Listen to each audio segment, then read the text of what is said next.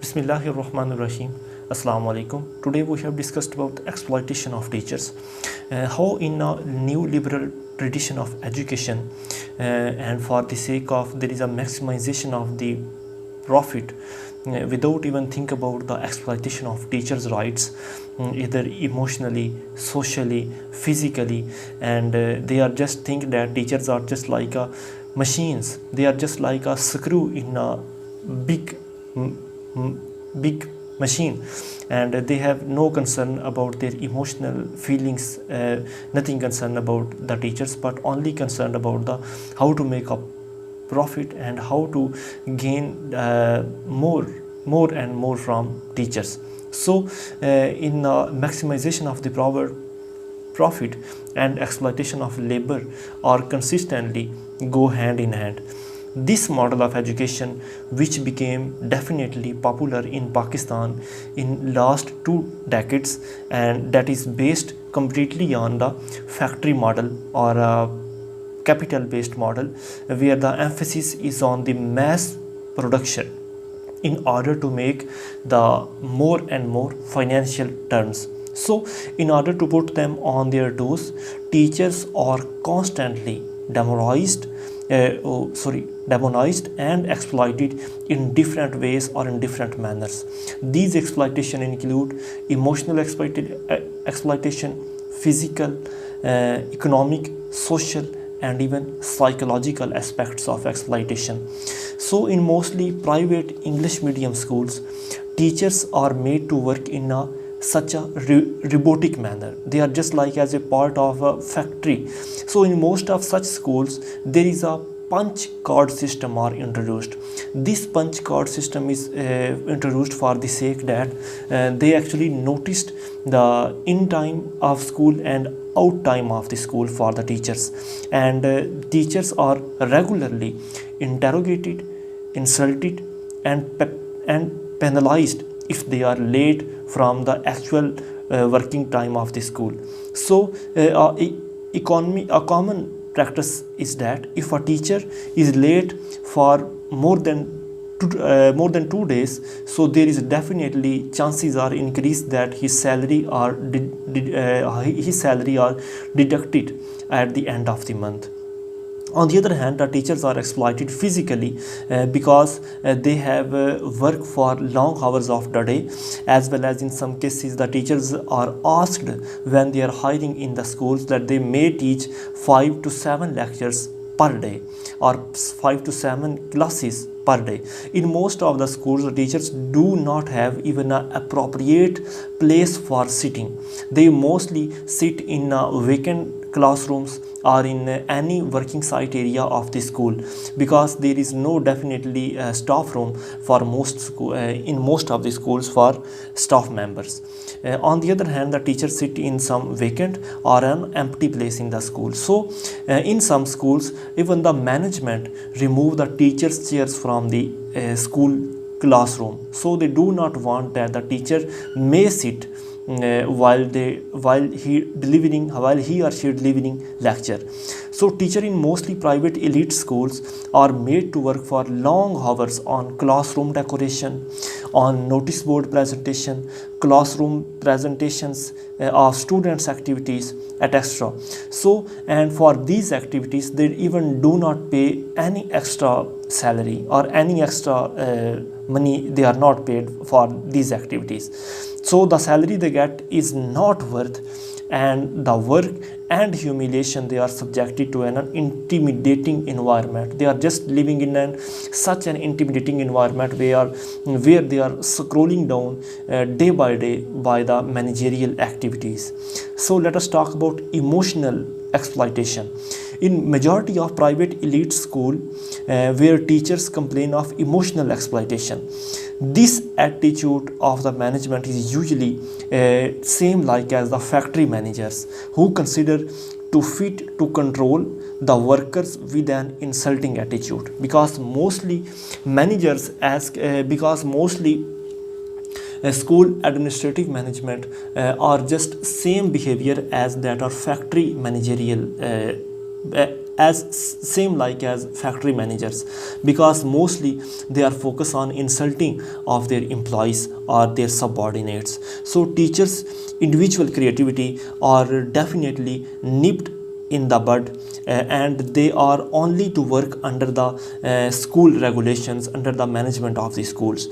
So they are subject to humiliating treatment on trivial issues, even on common issues. Mostly teachers are even insulted if they are just a little sort of insulting of their students, or even they are insulted in front of most of parents of the students of his class. So that is a definitely a emotional exploitation. The emotional exploitation is closely linked with the psychological exploitation, where teachers have to live with the constant threat of monitoring from their managerial or unannounced classroom visits by the management of the school, just for to check the subjects diary, subjects classworks, even at the management of how their school, how teachers deliver his lectures. Is it effectively resourceful or is it not? Mostly these are mostly the management that are visited such sorts of activities during the lecture, or belong to the school coordinators or subject coordinators or resource coordinators. So this bureaucratic and hierarchical chain suits the top management to keep the classroom teachers at a safe distance and use coordinators to control such sort of activities of mostly teachers by just checking and then counter checking their works of the coordinators and then action. So the constant fear of being under surveillance or being under monitoring, this is continuously scolding over in minor mistakes of mostly of the teachers, that in checking of students copies, even in a occasional later calling for explanation, turn teacher into docile, submissive and complaint workers who are too scared to take any initiative by his own.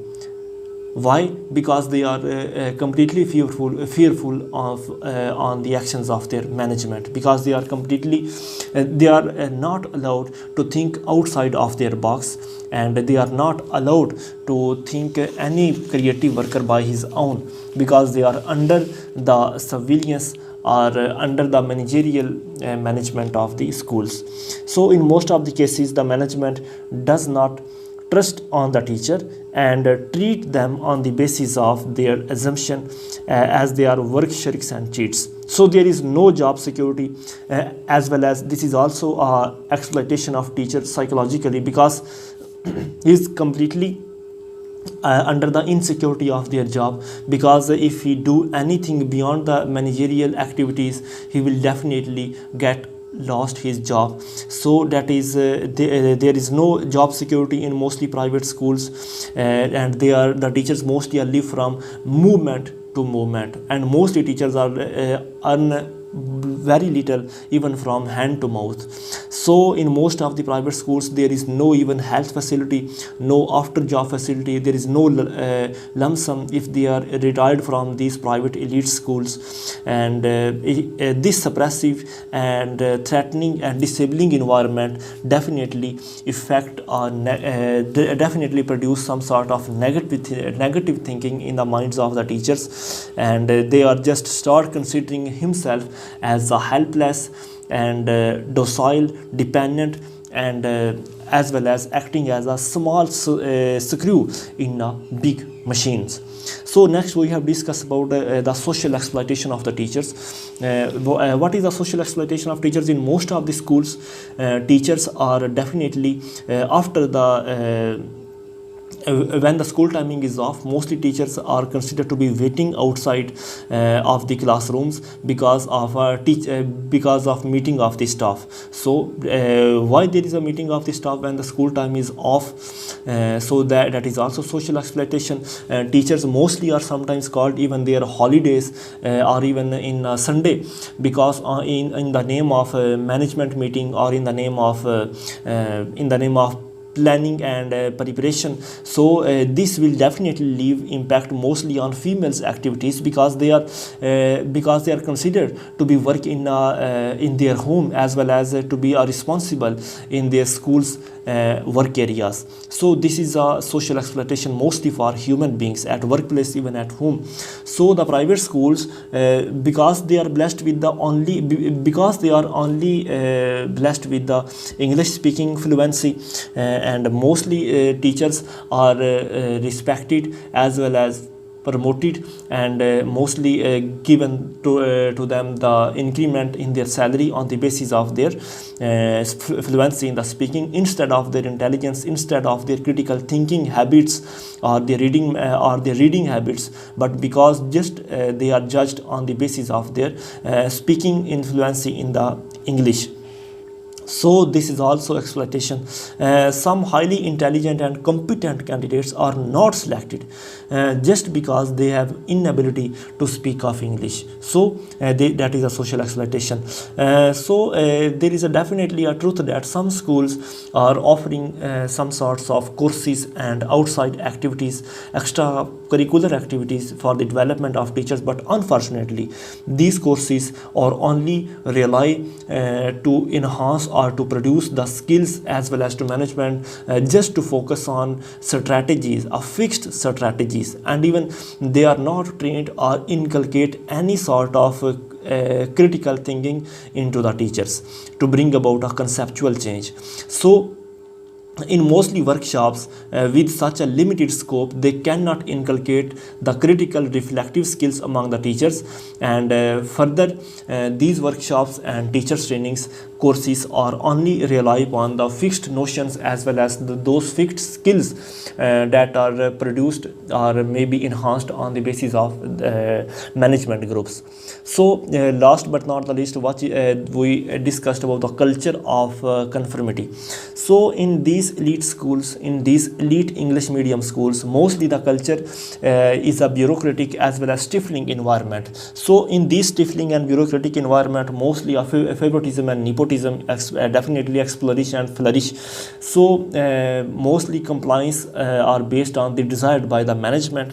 Mostly promotion of the teachers are based on the desire of the management. So there is no any sort of creative initiative as well as innovative practices by the teachers, and mostly these practices and innovative practices are discouraged by the teachers. So on the other hand, this is a culture where mostly schools are rely in Pakistan. There is a mostly group of people like managers who prefer just like a factory like environment in mostly schools, where teachers should be treated only as a factory workers, and they are exploited same like as a factory laborers, and their mostly rights are exploited, and there is no productivity and there is no efficiency are introduced, and there is no allow any sort of outside thinking from their box, mostly for teachers. So these managements should be need to understand that if the real education, if the real aim of education is that to be develop a critical thinking among students, to develop how to accept diversity, how to accept opinions of others, and how to accept different sort of thoughts in one mind, and if schools aim is to develop a socio-economic is to develop a country towards the socio-economic development, so how can we said that if we are exploited our teachers, and if our teachers are completely insecure and feel about themselves that they are not to develop they are not to think on outside of their box, they are completely feel themselves docile, submissive, insecure, yielding, and even scared in such a managerial environment. So how can we expect that they are definitely that they produce those students that are actually to be a critical thinker, or actually to be a nationalist of Pakistan, or maybe they are in real meaning they are concerned with the socio-economic development of Pakistan. So this is a question. Billahi minash shaitanir rajim. Bismillahir rahmanir rahim. Assalamu alaikum wa rahmatullahi wa barakatuh. Today we have discussed about how to tackle extremism with the help of education. So if we discuss about the case of Pakistan, one of the current and urgent issue in Pakistan which is under discussion, that is extremism. What is extremism? Extremism is basically have indirectly linked with terrorism, and terrorism is the use of violence against innocent people, including the most vulnerable segment of the society, which include children and women as well as old people. Similarly, places like schools, mosques, churches, or any other religious places are also not excluded from such terrorism as well as extremism activities. So we need a marked change in our current scenario, and we need to focus on using the youth of our country for subversive activities by poisoning, to remove poisoning from their minds, because fortunately, luckily, Pakistan have 35% of his population is almost youth, which is almost younger than 15 years. So with proper education and with the help of training, we could be turned into a tremendous human capital that could play a vital role in our future national development. Because if we focus on our youth population, which is almost 35% of our total population, this can become a huge assets as well as a national development for Pakistan and a human capital. But if we did not focus and we did not remove such a extremist poisonous from their minds, our youth mind, so we will definitely lose such a huge opportunity, and which definitely in turn become threat for Pakistan, and the potential human capital will definitely can become into liability. So before we explore the ways how to curb extremism, first of all we need to look at what are those factors that cause this extremism. So how extremism occur in human population?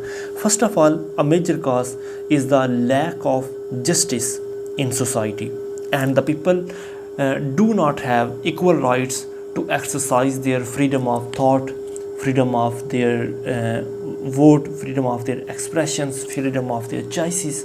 So when you curb such sorts of activities, or when you curtail such sort of their freedom, so this will the major cause of extremism thinkings. On the other hand, if discrimination on the basis of social class, or maybe gender based, sex based, age, sex, caste, creed, color, all these factors can cause discrimination between human beings, and that is another cause of extremism. So on the other hand, similarly, there is an educational difference, as educational institutions are now segregated on the basis of social classes, because the elite class have definitely well defined resources, or they have capital resources like social capitals, symbolic capitals, cultural capitals, economic capitals, and they will definitely have approach towards those elite classes that are focuses on the modern education, technical education, technologically related education, cyber education. While on the other hand, those peoples who have not enough of resources, economic resources, cultural resources, societal resources, and they definitely not even think about their children to send them into those elite schools where those people's those students are studied that have strong background by the socio-economic activities. So on the other hand, in the domain of politics, it is extremely it is extremely difficult, if not possible, that if you have no strong biradari system, or if you have not strong economic resources, it will definitely extremely difficult for you to contest and win in the national elections. So we see that on the social base, justice base, political base, and educational base, we see that a large number of people in our society, and all the doors of opportunities are closed on them. So this is the major cause of extremist developments, and are inclined to be exploited by the external forces to violent activities. So now let us look at the various social institutions that play an important part in the construction of personality, in the construction of belief system of our youth, of our those children that are below the age of 15 years. And the first and foremost social institution is family, because in the modernism or in modern culture, unfortunately, life speed is almost too much increased, and parents have not enough of time to spend with their children. Or these social institutions, family social institution, is definitely replaced with the TV sets, because early years of child are dedicated to TV screens, where cartoon occupy a major part of their time, and then a number of cartoons not only glorify the cheating and lying, but also inculcate love for violence in a very proper manner. On the other hand, when they are little growing old, they will definitely indulge into watching the action movies as well as wrestling on the TV screens, where injuries and pains of wrestlers are directly proportional to the pleasure and joy for their happiness, or for their because they are only linked with their viewership, and the TV sets or just need viewership from their customers, from their consumers.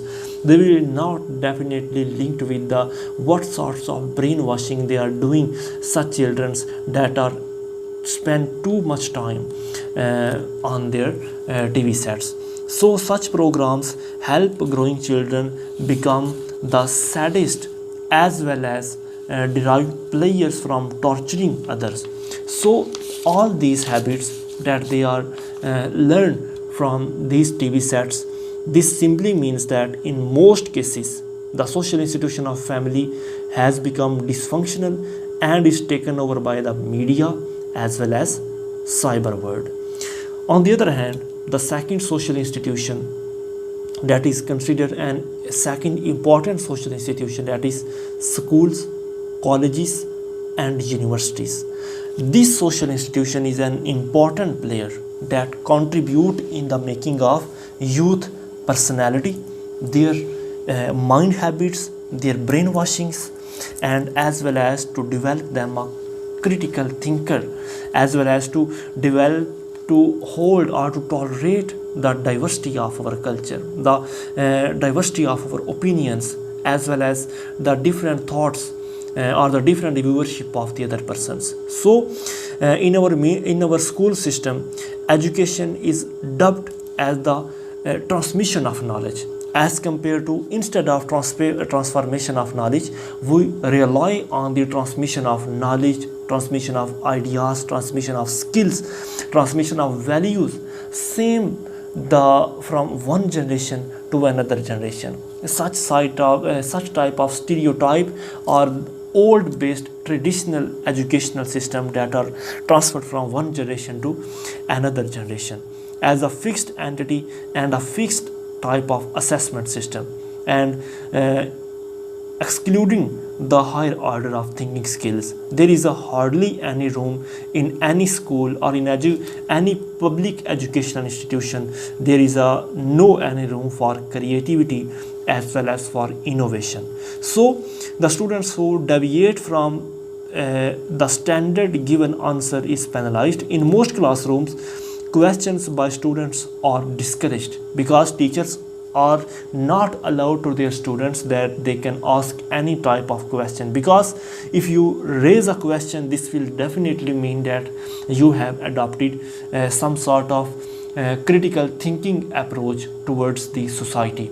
And if you suppress such type of new thinking, critical thinking, typical thinking, so students are not allowed to ask questions in their classrooms. And when these students are reached towards the colleges as well as towards the universities, so they repeatedly doing the same mistake in their higher education system, and they just observe to these type of education as to gain the more grades, and to just to recall those numbers and to memorize those types of assessments that are given by or delivered by the teachers. So they are just stuck in the same line, and they are not allowed to deviate from such type of thinking, because if you deviate from such type of thinking, this will definitely mean that you are going towards the critical thinking. So this is suppressed in our educational institutions as well as public educational institutions. So instead of allowing differences of opinions and other alternative views, there is an approach is adopted where there is a very little room for diversity, the diversity of languages, the diversity of gender, the diversity of color, creed. All sorts of diversities and disagreements are not allowed in our educational institutions, and there are very little approach towards them. So an assessment system that encourages students to recall only does not allow for much thinking. On the other hand, so education, the main objective of education should be the development and freedom, but instead of development and freedom, our education system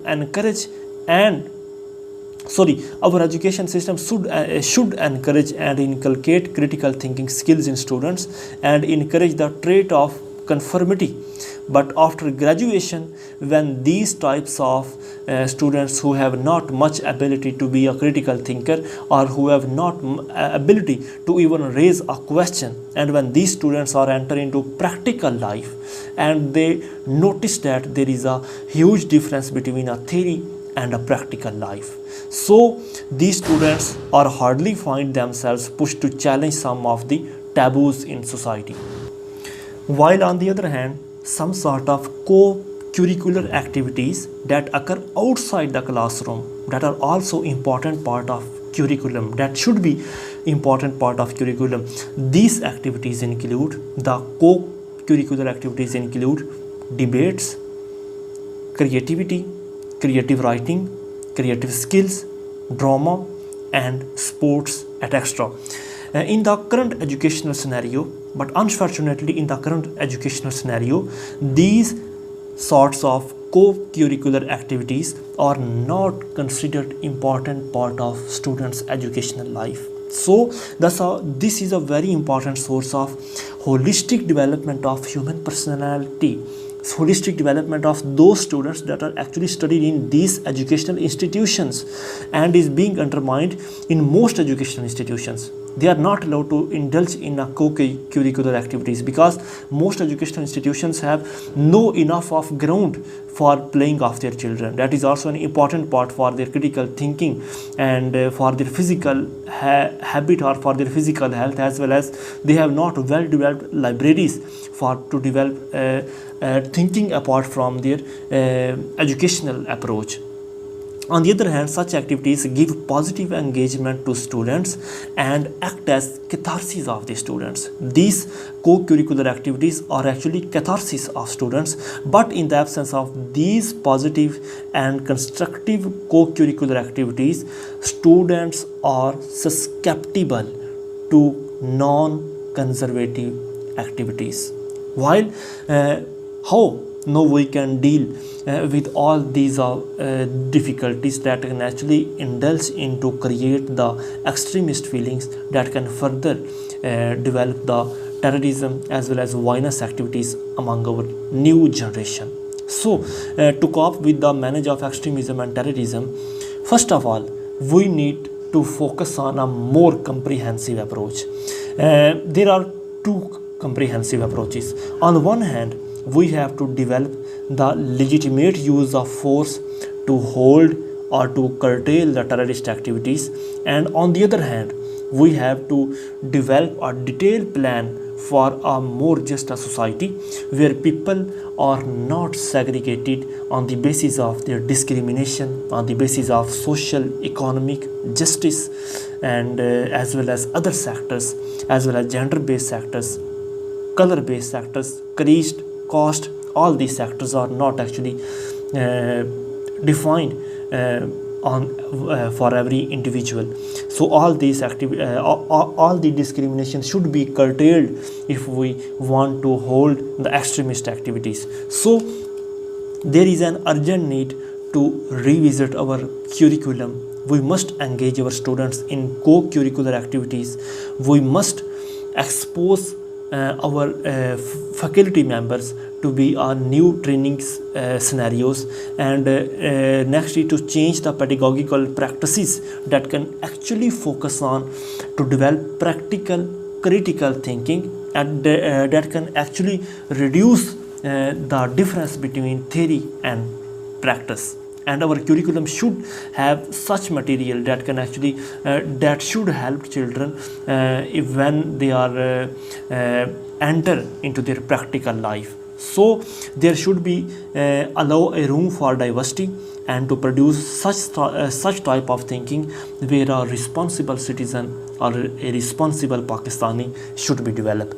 So this will only possible when knowledge is not used as something fixed and students are not indoctrinated but are trained in a critical manners, in a critical thinking. So this will ensure that they raise questions instead of embarrassing the social injustice system or the old traditional types of thinking, and they must have ability to develop new critical thinking, new innovations, new opinions, as well as to accept the diversity and indiscriminated thoughts. So look for more potential activities. Thank you so much.